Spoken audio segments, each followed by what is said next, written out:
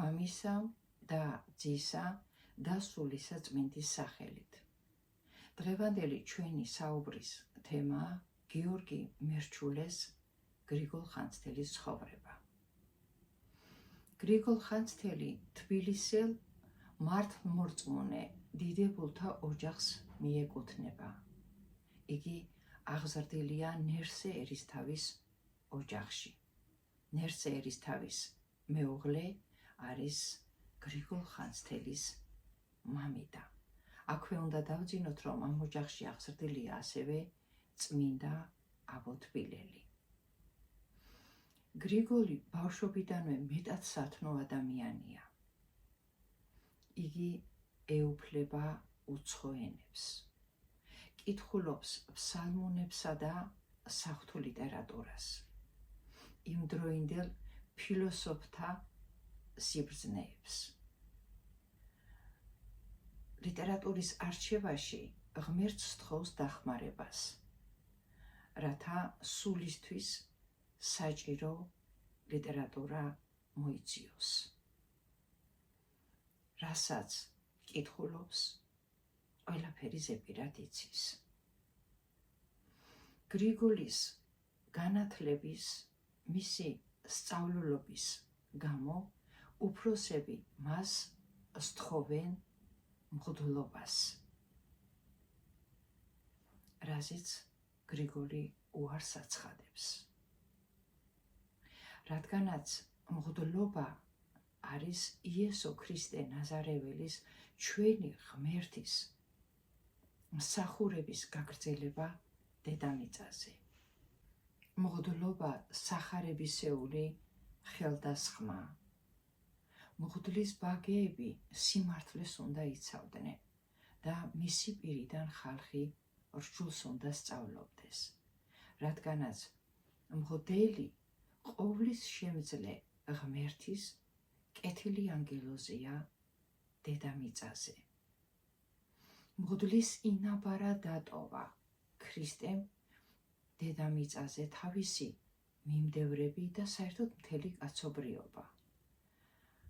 ადამიანის ღვთის გზაზე გასაყვანად. ადამიანის სულიერად მეორედ დაბადება და მისი სულის ცხონება. მამა გრიგოლი მღვდლობას და სიწმინდეს აიგივებს. ამიტომ ამბობს, რომ უფროსების შეთავაზებით პატივს ხედავს, მაგრამ ამ პატივისა ეშინია. მაგრამ ის თავისი მორჩილებით უფროსებს მღვდლობაზე მაინც თანხმდება, რაზეც ხალხი მეტად გაიხარებს. ცოტა ხანში მამა გრიგოლს ეპისკოპოსობასაც სთავაზობენ, რადგან უფროსებმა შესანიშნავად იციან, რომ სიბრძნე წელთა სიმრავლისა კი არა, სიწმინდის შედეგია. მამა გრიგოლის გული ამ დროს უკვე დიდების შიშით შეძრწუნდება, რაც გახდება მიზეზი მისი სახლიდან წასვლისა. იგი ღვთის მინიშნებით მიდის სამხრეთ საქართველოში, რომელიც თან წაიყოლებს თავის სამ მეგობარს. ერთ-ერთია თავისი დეიდაშვილი საბა, რომელიც შემდეგ გახდება იშხნის მონასტრის ამშენებელი და მისი მოძღვარი. მეორე არის ქრისტეფორე, რომელიც გახდება კვირიკე წმინდის ამშენებელი და მისი მოძღვარი და მესამე თეოდორე, რომელიც ნეძვის მონასტრის ამშენებელი და მოძღვარია. ისინი ოპიზაში იოანე ნათლისმცემლის ტაძარს მიადგებიან, სადაც აბა გიორგი მოძღვრობს. მამა გიორგი 4 ძმა ღვთის მინიშნებით შეიცნო და დიდი პატივით მიიღო არა როგორც მოწაფეები, არამედ თავიზე აღმატებულნი. მამა გიორგისთან ამ მონასტერში 4-ვე სულიერი ძმა 2 წელს დაჰყოფს. სამონაზვნო წესისამებრ ფიცხელ შრომაში მოღვაწეობენ.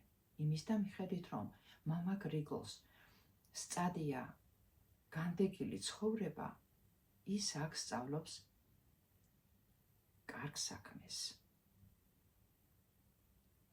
ლოცვასა და მარხვას, სიმდაბლესა და სიყვარულს, სიმშვიდესა და ურისხველობას, უპოვარობას, მიწაზე წოლას, მჯდომიარე ძილს, დუმილით ხელსაქმეს.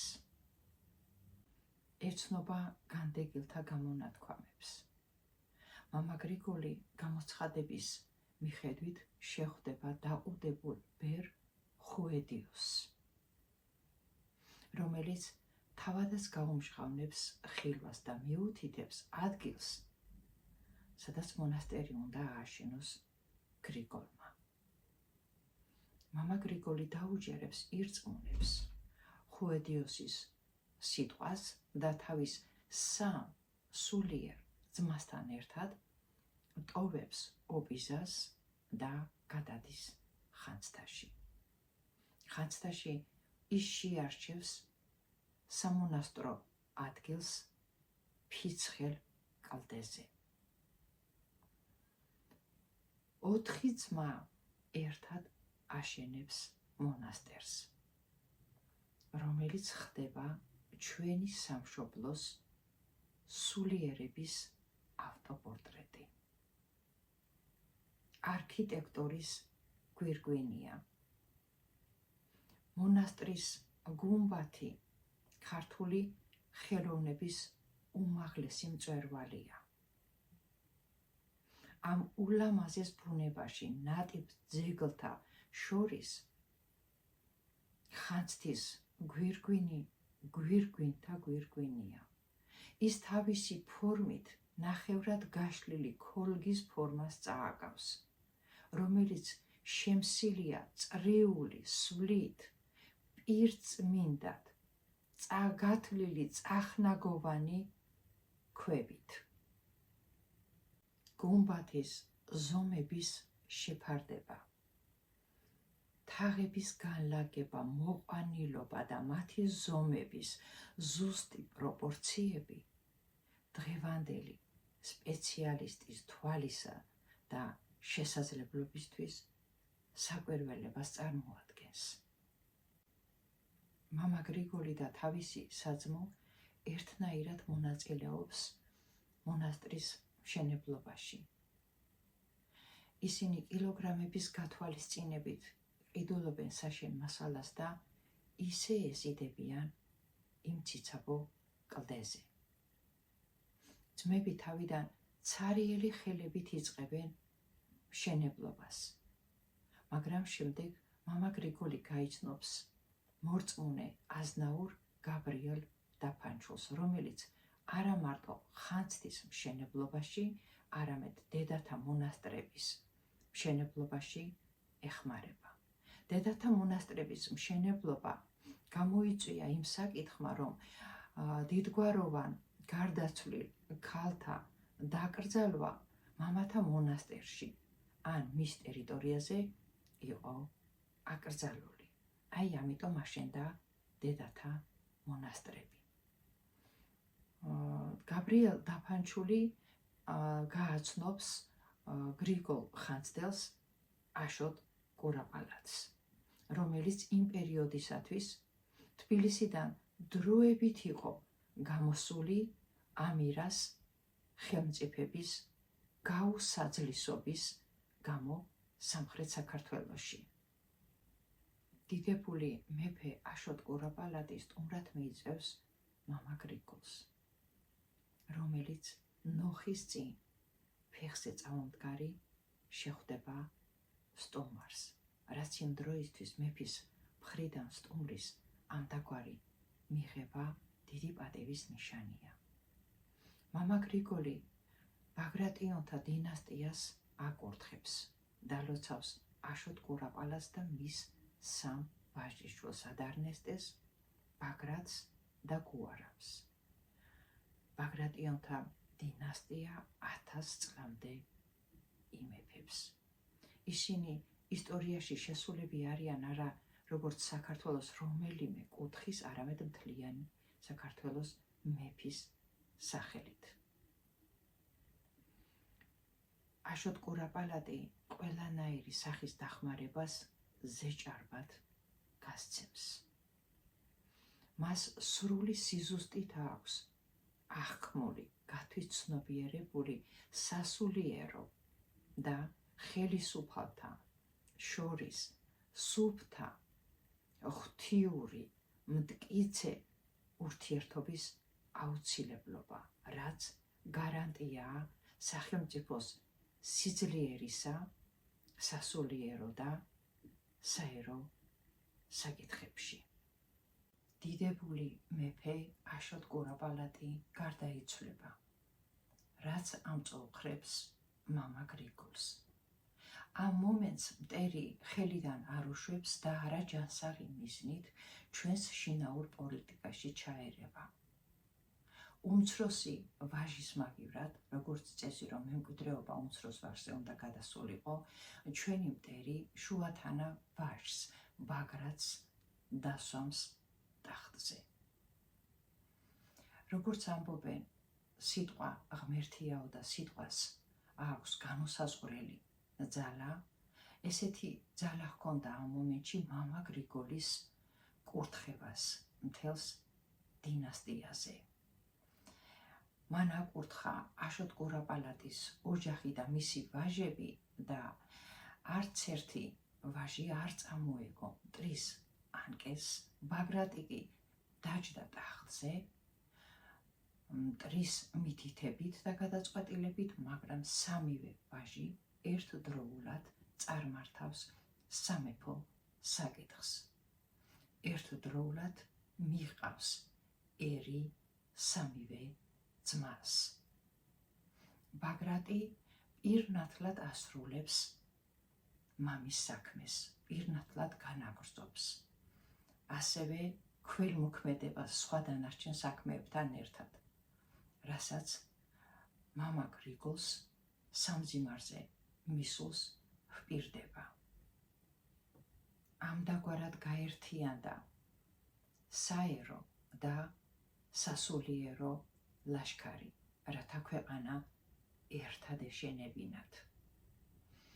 საქართველომ ზუსტად ამ მხრივ მიიღო ის შედეგი, აოხრებული ქვეყანა ერთიან, ძლიერ, გაბრწყინებულ ქვეყნად გადააქციეს იმდროიდელ საქრისტიანოში.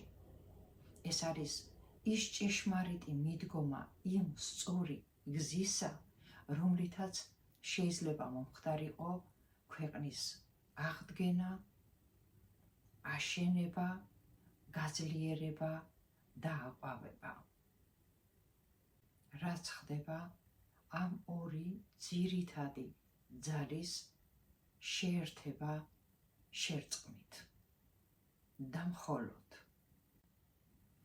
გავიხსენოთ მამა გრიგოლის აღზრდილები, მოწაფეები, დიდი ეფრემი და დიდი არსენი, რომლებიც შემდგომში თავიანთი კეთილგონიერი სამწყსოს წყემს მთავრები ხდებიან. მათ დიდი სიყვარული აკავშირებთ, მაგრამ არსენის მამამ, აზნაურმა მირიანმა სამცხის მძლავრობით, სხვა ეპისკოპოსების აზრის გათვალისწინების გარეშე თვითნებურად კათალიკოსად დანიშნა თავისი ვაჟი არსენი, რამაც უთანხმოება გამოიწვია ხალხში. გვარა მამფალი, თავად ეფრემი და ეპისკოპოსები იყვნენ ამისი წინააღმდეგები, რის გამოც შესდგა კრება.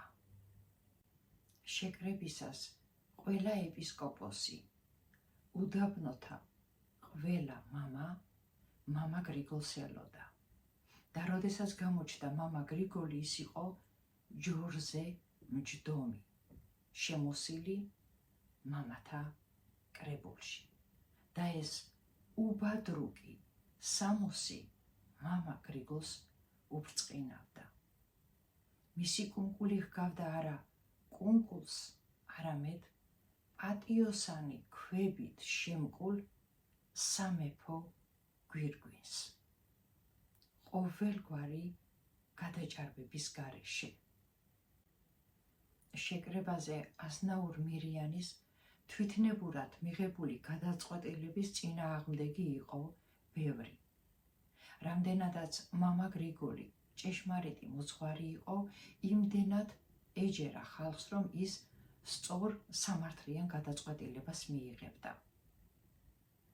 მამა გრიგოლმა არსენი ღვთივკურთხეულ კათალიკოსად გამოაცხადა და თავადაც აკურთხა.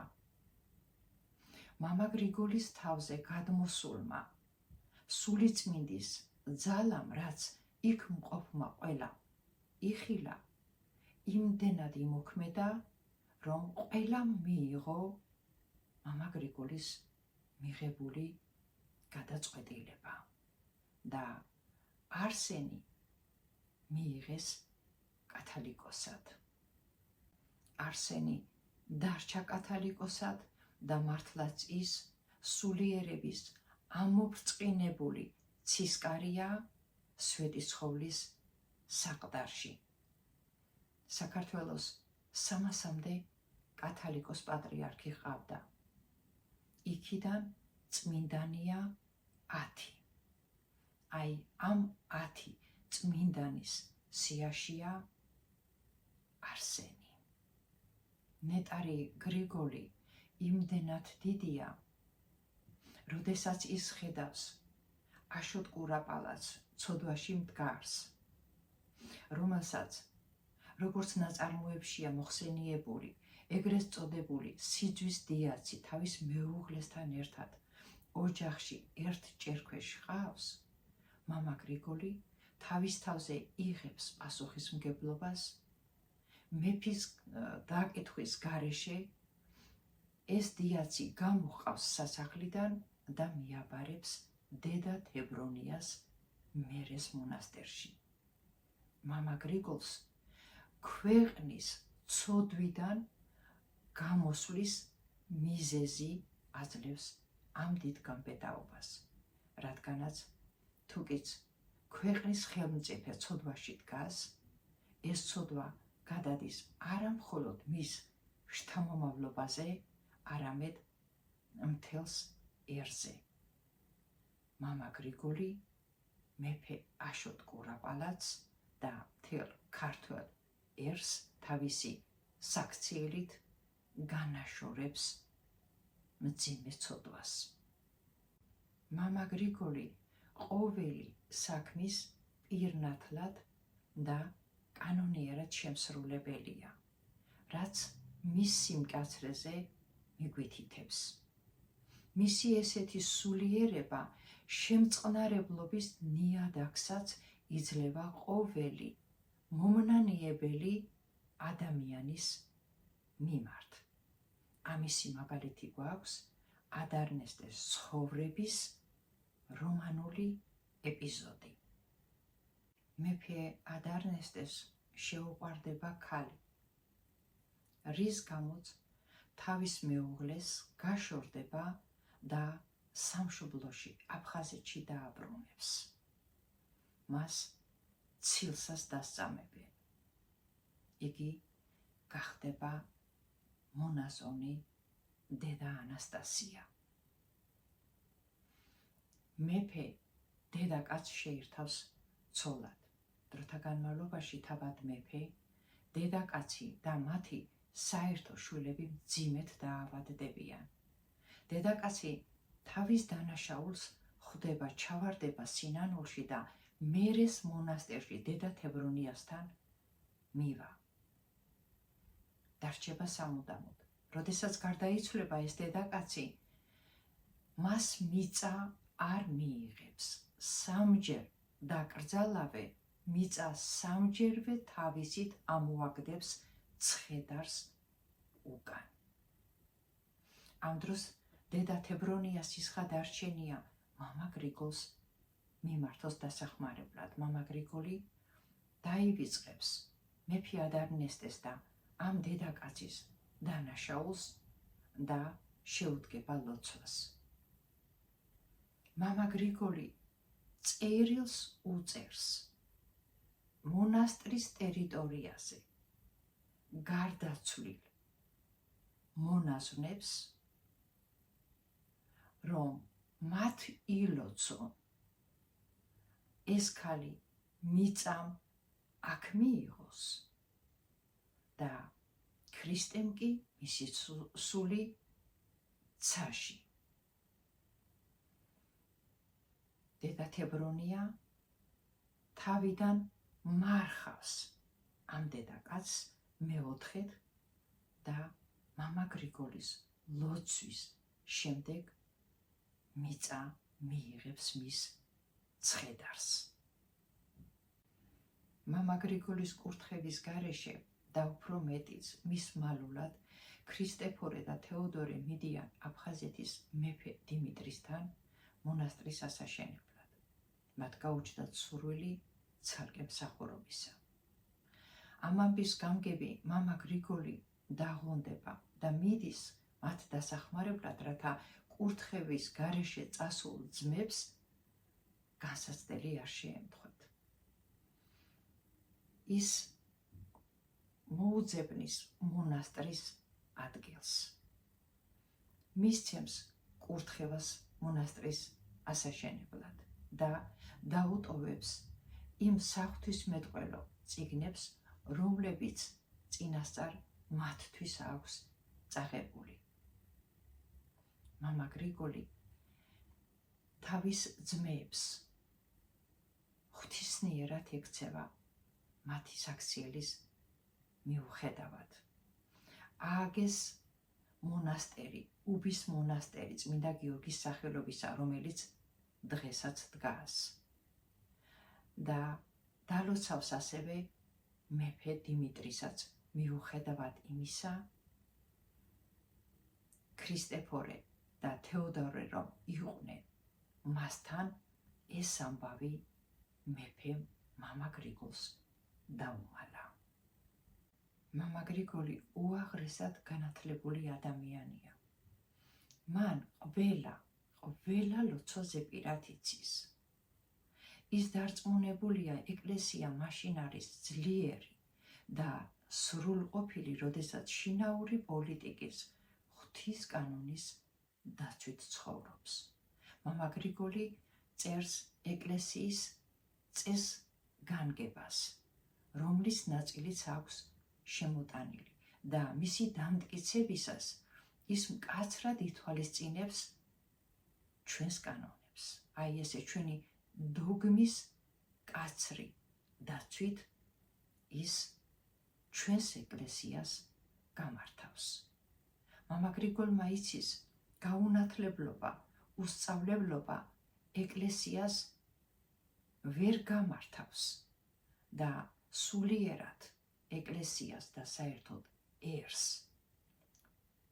მოაკოჭლებს კი არა, დასცემს კიდეც. წმინდა მამამ ასევე დაწერა გალობა, საწელიწდრო იადგარი, რომელიც ზეპირად იცოდა. საწელიწდრო იადგარი სული წმინდის ძალით არის დაწერილი და ის ყოველდღე იკითხება ტაძრებში. ეს გალობა შემდეგ გადაწერილია მიქაილ მოდრეკილის მიერ. გრიგოლ ხანძთელის წმინდა მამის მიერ შედგენილი გალობა საწელიწდრო იადგარი დღეს მიქაილ მოდრეკილის სახელით არის ცნობილი. მამა გრიგოლს მის საძმოს უკავშირდება სწავლა იმისა, რომ ჩვენთან, სადაც ქართულ ენაზე აღესრულება ლოცვა, ის ტერიტორია საქართველოა. სადაც ქართულ ენაზე რწმენით აღესრულება ლოცვა, იქ რწმენა, იქ ღმერთია.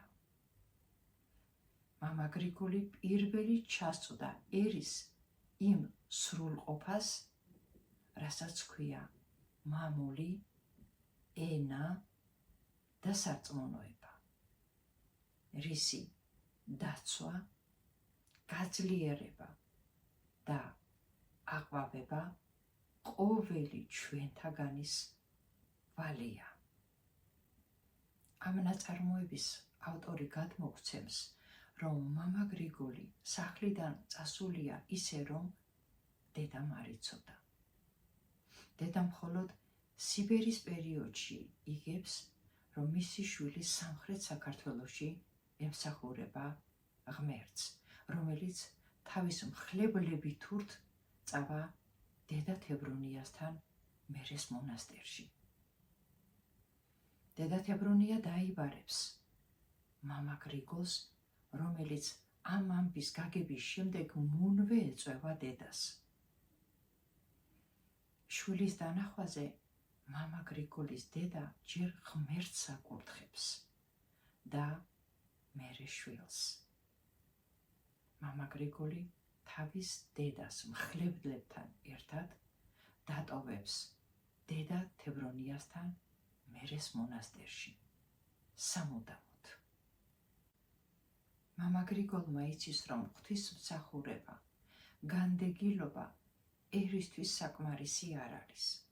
აუცილებელია მოწაფეთა კეთილშობილად აღზრდა, რომლებიც ქვეყანას სიკეთეს შემატებენ. ისინი თავისი მხრივ კიდევ კეთილშობილებს აღზრდიან და ერი ქვეყანა არ დაეცემა. ნეტარი გრიგოლი თავის თავს და თავის მოწაფეებს მოსაგრეებს უწოდებს. სულხან საბაურბელიანი მოსაგრეს უწოდებს მოსიარულე მებრძოლს. მებრძოლს არა ხმლით, არამედ ღვთის სიტყვით, შეგონებით, ქველმოქმედებით, შრომით, სიმშვიდით და სიბრძნით. მიუხედავად წმინდა გრიგოლის დიდი მცდელობისა, ანჩის მონასტერში მაინც გამოჩნდა მოწინააღმდეგე, სახელად ცქირი. იგი თბილისში მჯდომი ჩვენი მტრის ამირას აღზრდილია. საქმე იმით დაიწყო, რომ ამირამ თბილისიდან აშოტ კურაპალატი გამოაძევა. დაიეხლა გამოჩნდა მებრძოლი მოძღვარი გრიგოლი ხანძთიდან, რომელიც ჩვენი ერის აღორძინება, გაძლიერება, აყვავებაზე მუშაობს. ერი რაც უსწავლელი და გაუნათლებელია, ის დეგრადირებულია და იოლად მართვადი. ის მასაა და არა ინტელიგენცია. გაღატაკებულ ერს პურის ფულის შოვნა ექნება ოცნებად გადაქცეული და არა განვითარებაზე დრო, მცდელობა და შესაძლებლობა. ესეთი ერის დაჩოქება ბევრად იოლია, ვიდრე ისეთისა, როგორსაც გრიგოლ ხანძთელი აყალიბებს.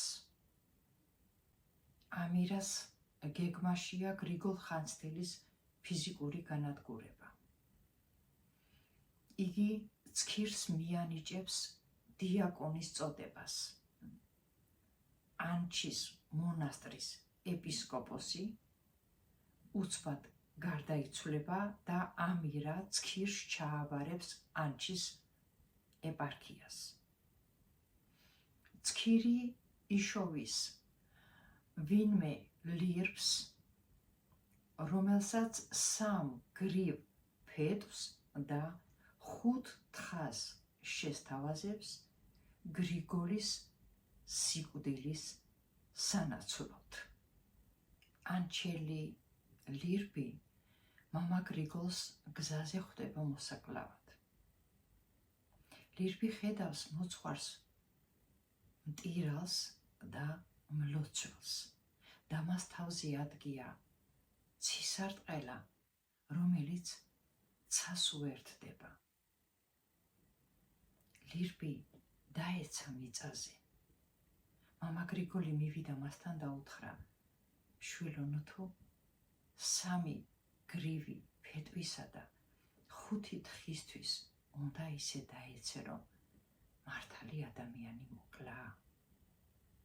მიწაზე დავარდნილი მამა გრიგოლს ეხვეწებოდა ლირბი: ისე მაპატიე, შენ ჩემი ეს შეცოდება, როგორც ქრისტემ გვაპატია ყველაფერი. მამა გრიგოლი მას წამოაყენებს, თავისი ლოცვით გამჰკურნავს. ამების გაგების შემდეგ გაბროტდება მეტად ცქირი.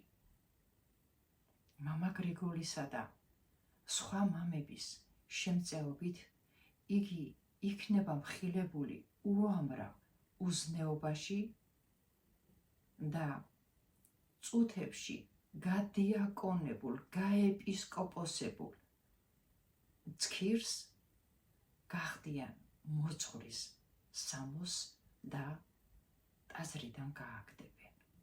მაგრამ ამირას დახმარებით იგი ბრუნდება ანჩის მონასტერში, მონასტერს დაიპყრობს და ანჩის გლეხ კაცობის ხელით მოისურვებს ხანძთის მონასტრის დანგრევას.